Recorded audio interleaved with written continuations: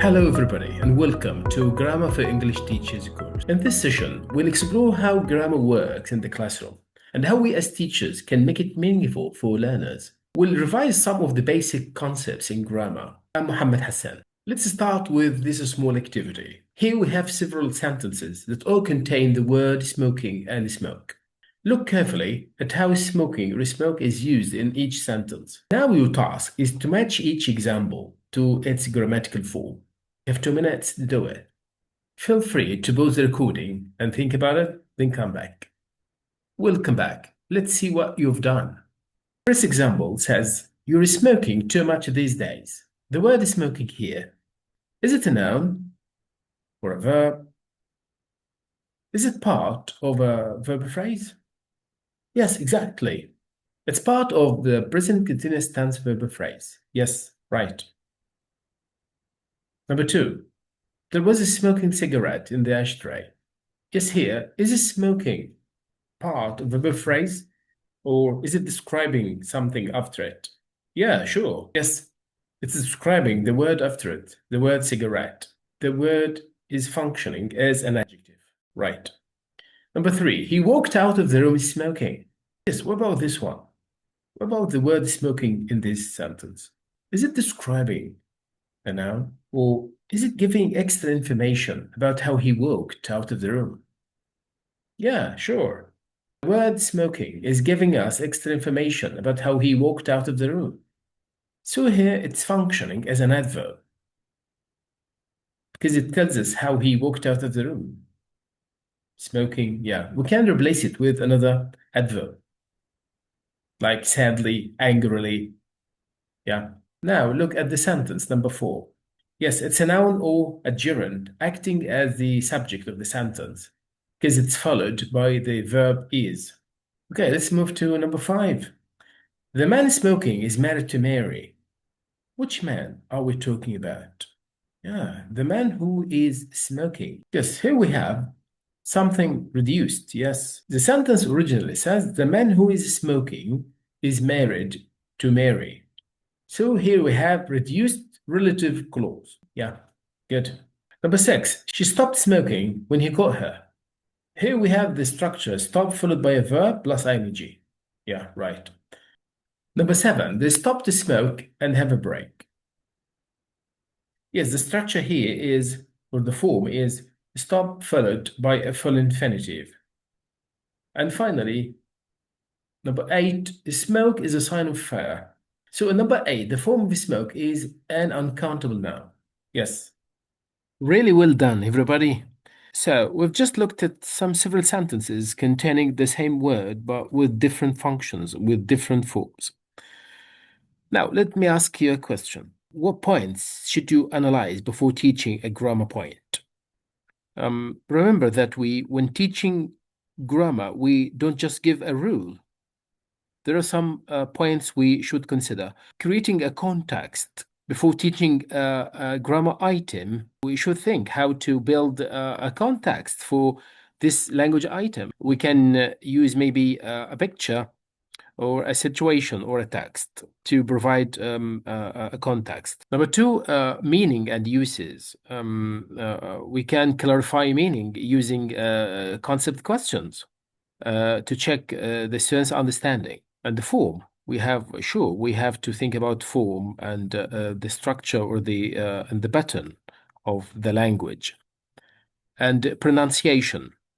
What are the pronunciation features, how it sounds, and the stress, intonation, aspects of connected speech. Number 5, anticipated problems. We should think about learners' common errors and difficulties they may they may have when learning a grammar point. And finally, the aim of the objective of the lesson. What learners should achieve by the end of the lesson. Okay, now let's apply these elements to a grammar point. For example, the present continuous tense. Most teachers usually begin with giving a model sentence, but before that, we should create a context for this grammar point. We can create the context by maybe use of a picture like this and ask questions about it. For example, yes, you can see two people in the picture. Yes, what do you think might be the relationship between them? Yeah, a father and a daughter. Yeah, good. Do you think the father is happy with his daughter? He doesn't look very happy, does he? Yes, he's obviously complaining or blaming her. How does she feel about this? She looks uninterested in it, doesn't she? For sure. And doesn't like to listen to him. Yes, what do you think he's saying to her? Yes, yeah, he's maybe complaining or blaming her for something. Yes, what do you think he's saying to her? Yes, you're smoking too much these days. Now, let's move to clarifying the meaning or the uses of this sentence. You're smoking too much these days. Now we can ask some concept checking questions to clarify the meaning. When her father is saying you're smoking too much these days, does the daughter smoke once or lots of times? Exactly, yeah, lots of times. Is the father happy about this? Of course not. So here he is, yeah, he's complaining. Yes, he's blaming his daughter for smoking too much. So here we can see the father is complaining about an annoying habit. Yeah, he may be expressing criticism or annoyance. Yes, right. Yeah, he is complaining about an annoying habit. Yeah, great. Now, let's look at the form. Now that we've introduced the model sentence and checked the meaning, we can invite the students to get involved by giving us the form. Yes, we can elicit the form. You're smoking too much these days. Okay, let's break it down together. What's the first word? You. Good. Right. So this is the subject or object? Yeah, it's at the start of the sentence. So it is, yeah, great. The subject. Yeah, it's a subject. Yes. Then it's followed by what? Yeah, followed by apostrophe RE. Good.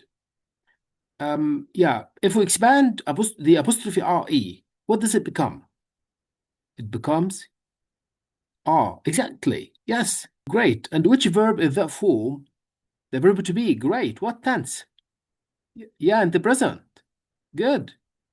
And which verb is that form? The verb to be. Good. Yes. And what about the word smoking? Yes, what structure is it? Yes, it's a verb plus ing. Great. This is called present participle. So we have the structure. Yes, let's build the structure together. Yes, we have subject. Yes, followed by the verb to be in the present tense. Yes, and the present participle. Great. We can check if our learners are familiar with the forms of verb to be. Yeah, to check our learners' understanding of the forms of the verb to be. Yes, we can change the subjects. For example, we if we change the subject to she, yeah, what would you say? Yeah, wouldn't say she are. Yes, we'd say she is. Great. I, yes, would say I am. Good. Yeah, and thus we can check if our learners are familiar with the forms of verb to be in the present tense. Also, we can link the form to the meaning. Yeah, and ask what makes it a complaint. Yeah, the part that makes it a complaint is also the use of, yeah, too much. Well done. So we know it's a complaint because we're telling you it's too much. Now let's look at pronunciation. So as we said earlier, the sentence is, you're smoking too much these days. In natural speech, we don't say, you are smoking too much these days. No, of course not. We normally don't say, you are. Instead, we link words together, saying, your. This is what we call connected speech. Yes, you try. You're smoking too much these days. Yes, repeat after me. You're smoking too much these days. Yeah, let's try it together. You're, you're. We're smoking too much these days.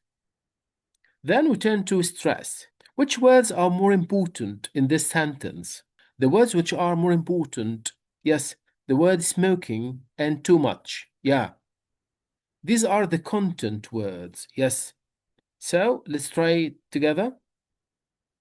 You're smoking too much these days. You're smoking too much these days. Yes, here we focus on meaning through stress. Yeah. Because this is a complaint, we give extra stress to too much. Yeah, listen, you're smoking too much these days. Yes, and this shows that the speaker feels annoyed, right? And also, you can notice that intonation, yes, is part of the meaning. So it's not just what we say, yes, it's how we say it. Yes, this is part of the meaning. Okay, let's see some of the anticipated problems in this structure. Yes, some learners may confuse the use of simple present and present continuous tense. Yeah, they may say you smoke too much these days. Yeah, so we can solve this problem by giving clear context and contrast and show the difference between the uses of both tenses. Also, some learners may say use smoking, they omit verb to be, yeah, or may say you are smoke. Yeah, so here there's a problem in the form, right? We have an example of omission or misformation. Yes, we can solve this by highlighting the structure clearly. Yes, we can do quick drilling. Yes, another problem is related to pronunciation. Yeah, most learners say you are, he is, instead of you or he's. And also, there's a problem in terms of stress, or yeah, the stress should be on content words, yes, and on too much. Okay, we can solve this by giving a correct model and a quick drill.